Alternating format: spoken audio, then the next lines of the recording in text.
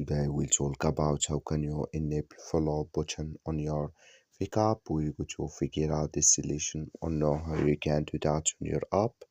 So all you have to do, you just go above your photo, click on it here.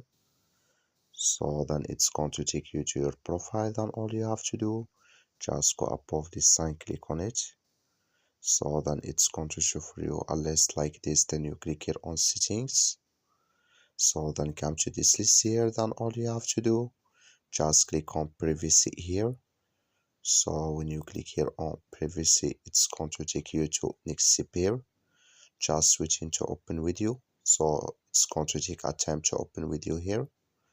Then you go down here, so you keep going down.